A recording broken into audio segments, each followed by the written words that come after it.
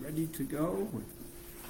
Good afternoon, Tony Dattino on the July 3rd, Monday, 2023, and we are getting ready for 4th of July celebrations and traditions and obviously fireworks. I had the opportunity of listening to some local neighbors doing those yesterday. But I wanted to talk today about an article that I was reading as I was over at the pool today. Yes, it was a good pool day. We have 99 degrees here in Orlando, and it was in the current issue of Psychology Today, and it was an interesting article on the making of mental energy. And obviously, what we're talking about the making of, it's like, well, where does our mental energy come from? And is it important for us in terms of our ability to function and be enthused about things and to be creative and be problem solving? And basically the summary of it is kind of silly. We are all looking for some additional form of mental energy. And so the breakdown of it is simple, in that it is closely linked with our intellectual performance, our ability to do things. And as I said earlier, our ability to be creative, our ability to problem solve, our ability to build relationships. So it is also tied to our immune system and our immune functions. And activated by stress and infection, any threat, external or internal, includes our troubling thoughts. And so when we think of mental energy, we can be also drained of our mental energy, and we can be drained from our thinking, which then may lead us to depression. The immune system triggers an inflammation response that makes significant demands on energy. Evidence indicates that the inflammation shifts attention towards a negative bias, a possible pathway to depression, the mother of all low energy feeling states. Increasingly, any number of disruptions to the metabolic process in brain cells are implicated in mental health disorders, which leads to cognitive decline. It's tempting to think that the polar opposite of mental energy is fatigue, but there's evidence that there are distinct states supported by different mechanisms and surviving and serving different needs. Sitting at a desk all day decreases energy without necessarily increasing fatigue. And moderate exercise has been shown to increase energy, affecting levels of fatigue. So the article kind of gives you a balancing act of what do we do about mental energy? Where does it come from? How do we build on it? And one of the things that I find is this difference of being negative and depressed, or positive and being optimistic, and having what I call a can-do attitude. And so one of the exercises that I'm big on having people mentally go through is to focus on what are the good things that are happening in their lives. What are some of the things they can be grateful for? What are some things that they've experienced in the last 24 hours that they would be excited to talk about?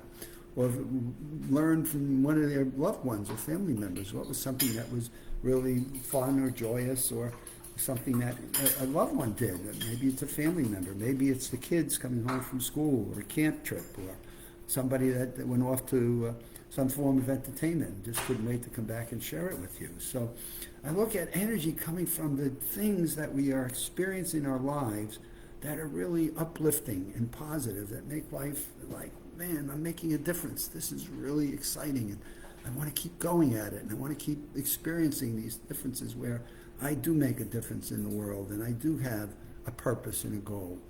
And so it drives our energy levels. It helps us to feel vibrant, and it helps us to be creative, and helps us to get up every day and say, man, I'm looking forward to the day, and I want to make a difference somewhere. I want to go and meet people, and I want to go teach them something, and I want to share my wisdom and life experiences.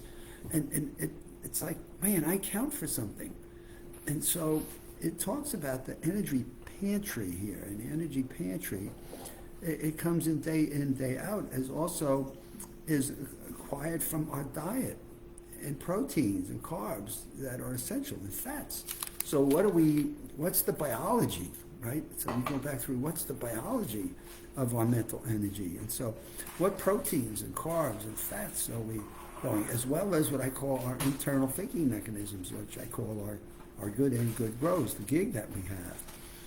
And as energy goes about, the brain definitely needs a steady supply of all of it. So what are our nutritional habits?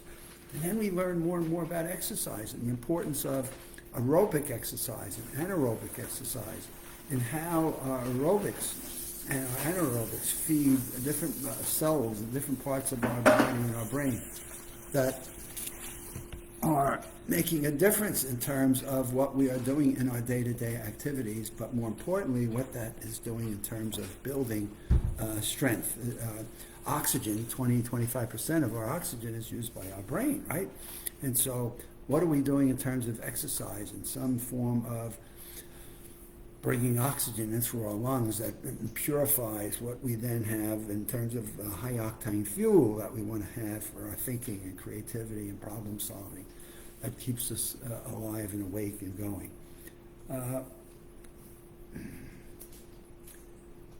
Are we thinking about our mental fitness and our mental health as much as we are about our physical? And this is one of the things that I find with people for the most part. We're very conscious of what we look, maybe a gut around our stomach, maybe, a headache we may get, maybe something impacts our senses. But are we able to measure, are we able to function and do something that helps us to maintain our mental functions and that allows us to measure, how are we doing? And so we always thought of it as an IQ, we think of it as an intelligence, but yet what we really want to know is how well is our brain functioning? And so again, I found this article interesting because it talked about the importance of mental energy and where do we get that creativity from? Where do we get that enthusiasm and that energy boost that gives us that desire to take this infinite thinking capacity we have? The biology tells us today that an average human being, we have infinite thinking capacity, and I've shared that on other Live with Tonys. But we have an infinite ability to create and to communicate and to talk with people and build relationships and connections. How do we assemble all of those pieces together? We usually go to a gym and we know what we need to do to lift weights and move up our arms, and we can go do abs and do sit-ups, and it helps us with our abs and our stomach muscles, and we can do squats and build our thighs and work on our feet and our ankles, and we can go to a gym and get a program that really helps us. And you watch people in gyms now all the time, the gym memberships that have gone up, and people that are in working the weights and doing all of the mat equipment. They're in the exercise gym, and you see a trainer there taking them through this. But where are we finding people going to the mental health gym? Where are they going to learn? What are the things that can help them with mental performance? As opposed to thinking it was fixed at birth and there was nothing more they could ever do about it. So where do we recommend that people go and learn about mental energy, brain training secrets? We could go on and on. I was reading several of these articles at the pool today, and just learning about, how do we get people to understand that their brain is just like the rest of their muscles in their body, and that there are things and exercises and practices that they can do that can make a difference. And certainly physical exercise is one of them because of the importance of oxygen and the importance of our muscle groups and doing some anaerobic activities as well. But where are we getting our mental challenges from? Where are we building repetition in an exercise program for mental fitness? What can we do for mental fitness? What exercising routines do you have that you go through on a regular basis that challenges your brain? And if there's anything that summarizes the research on that, is where are we stretching our brain to think and add some new learnings and new thoughts to it? And that's what USA Memory Championship has been all about. This is what the online courses we've developed. We have 2 courses, Maximum Memory Mastery, which is one, teaches you fundamentals of challenging your brain, and then the 6 key factors for brain health. Tell you about the 6 elements that you want to put together in a holistic process that really helps you to maintain mental fitness for as long as you may be able to, and your control over it as to things you can put into your gymnasium for mental health. It's 4th of July tomorrow. I guess the fireworks will be going off tonight. We certainly know they'll be going off tomorrow. I know I've got friends that have dogs, and the dogs are not crazy about fireworks. And so it's a sad night for the dogs, tonight or tomorrow. And the only other part that always makes me sad is sometimes people overdo the fireworks, and sometimes you have lost fingers or lost limbs because fireworks got careless. But you know, if you're in that mode tonight or tomorrow and you want to have a celebration, fireworks seems to be the way. But just be safe. I want to see you back here on Wednesday, which I do my next live with Tony.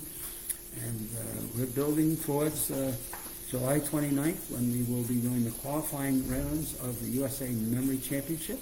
So if any of you are interested in watching more about that, go to the USAMemoryChampionship.com website and stay with us as we go through the month of July and bring our 12 finalists to Full Sail University to compete for who has got the best memory in the year 2023, which we will be doing here on September 23rd. So keep those dates in mind and stay tuned for Live with Tony come Wednesday.